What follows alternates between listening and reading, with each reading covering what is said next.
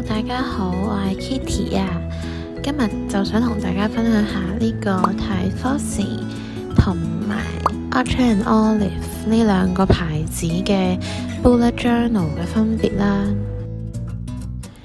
Typhossi 呢本呢，佢就係喺大陸寄出嚟，所以佢就快少少啦，大概等咗9日就寄到啦。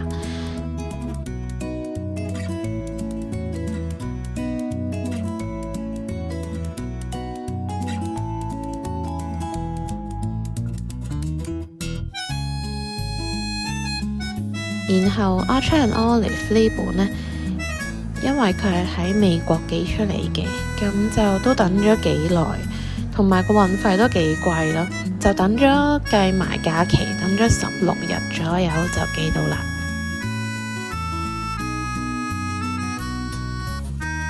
咁佢哋嘅價錢，大家可以上返佢哋嘅官網度 check 返啦。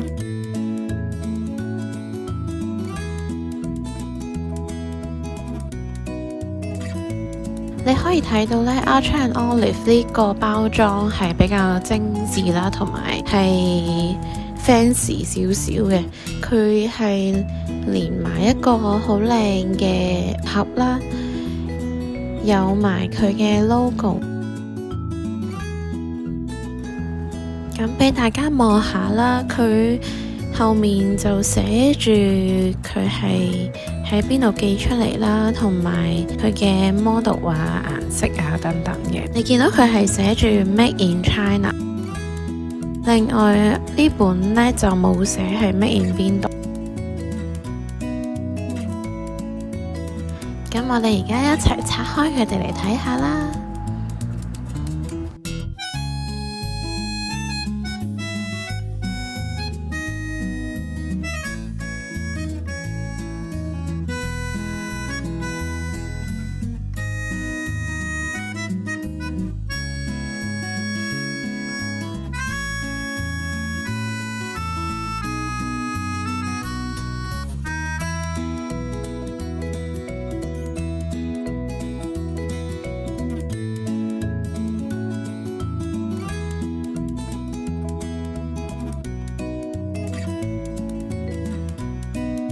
拆開之後呢，我哋就見到 Typhossi 呢本呢，佢嘅金箔係好閃啦，同埋佢個封面就係一個灰墨綠色，同埋佢嘅書脊都會有印刷嘅。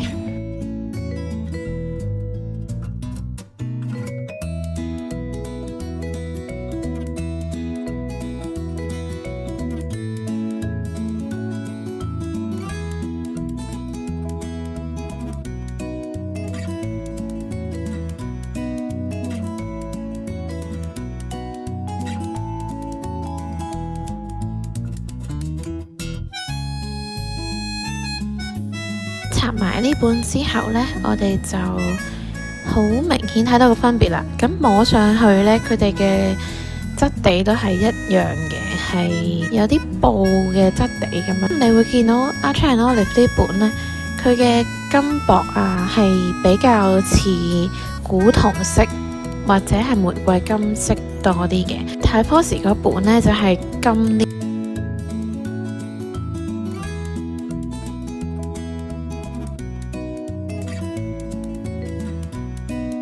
呢兩本都係192頁 A5 size 嚟嘅。我哋睇下佢條帶呢，其實都係一樣差唔多啦，係隻色有少少唔同咯。打開入面呢，左邊嗰本呢，好明顯佢個紙呢，個 pocket 係巢咗。咁個書脊都係有金色嘅印刷。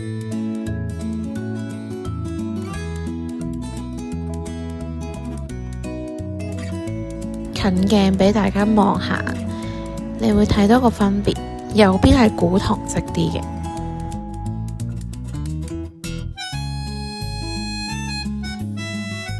打開之後呢， Arch and Olive 呢本呢，佢嘅左邊呢一頁都會 match 翻佢出面嗰個設計啦。我覺得右邊個本係靚啲，因為左邊呢個太科時呢，只係做翻佢個 logo 嘅設計，冇跟翻出面嘅。咁有張 thank you 卡，但係呢，唔知點解，明明佢係新嘅，但係佢有條巢咗嘅痕喺度咯。呢一點我就覺得 QC 有啲差。佢嘅內頁呢，左邊係明顯見到佢啲點點呢係深色啲嘅。Arch and Olive 嗰本呢就係淺灰綠色啲嘅，但係佢哋個格嘅 size 都係一樣嘅。咁就睇埋佢個 tag 啦，唯一唔同嘅呢就係 Arch and Olive 呢本呢，佢係有個 logo 嘅金色扣喺度嘅，我覺得佢好精緻，幾靚。咁一樣啦，兩本都會有一個位係俾你擺筆嘅，但係呢 Arch and Olive 呢本就係黑色，而左邊太科時咧就係有 match 翻佢個本簿嘅色啦。好啦，咁而家我就會同大家一齊做一個 pen test 啦，去睇下佢嘅紙呢，對於我哋唔同嘅筆嚟講，佢會唔會過底啊，或者會唔會有化開嘅情況出現啊？首先我哋試咗太科時呢本先，我哋揭到去最後一版啦，咁就用唔同嘅筆去試啦。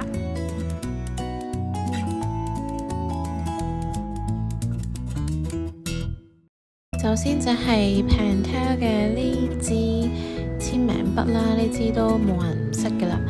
咁就分別試咗黑色同埋呢支藍綠色嘅。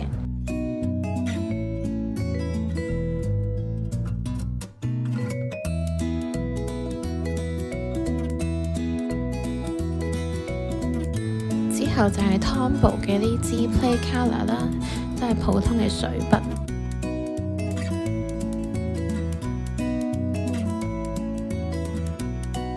之後呢，就係有呢一支 brush 嘅水筆啦，然後呢，就有 Pentel 嘅普通黑色原子筆，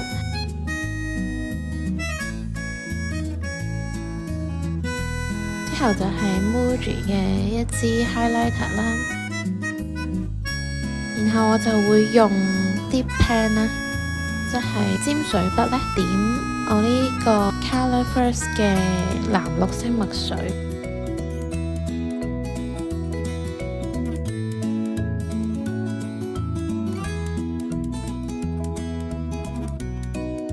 然後就係用呢個 Speedball 嘅 B0號，我哋就試下佢 hold 住水嘅能力好唔好啦。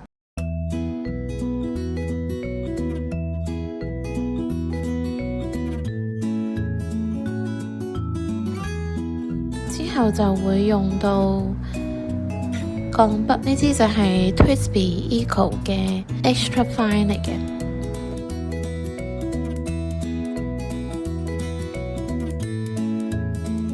墨水就係用呢個 Sailor 牌子嘅墨啦，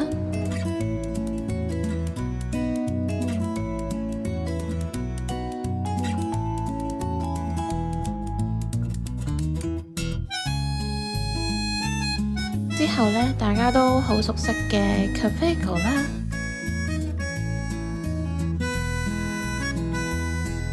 呢個呢，就係會用到橙紅色嘅墨水嘅。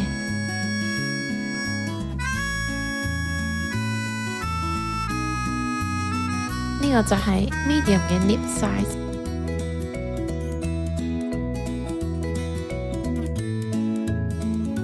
咁我哋就可以掀去後面睇下啦。你見到啦，因為佢嘅紙呢係160 GSM， 咁其實都好厚嘅，對於 notebook 嚟講。唯一有過底嘅就係用墨水寫嗰一個位置。因為我都落咗好多墨上去，所以佢過底都正常嘅。之後我哋快速咁樣寫埋 Archer and Olive 嗰本啦。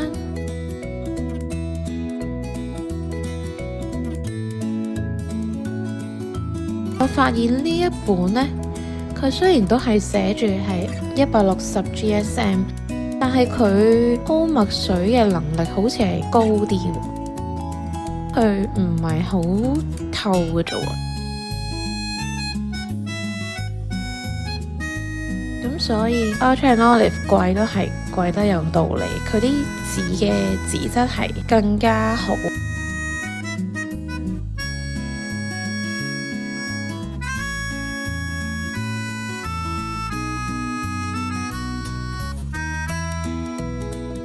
好啦，以上就係我呢個對比嘅影片啦，希望大家會鍾意啦。我哋下條片再見啦，拜拜。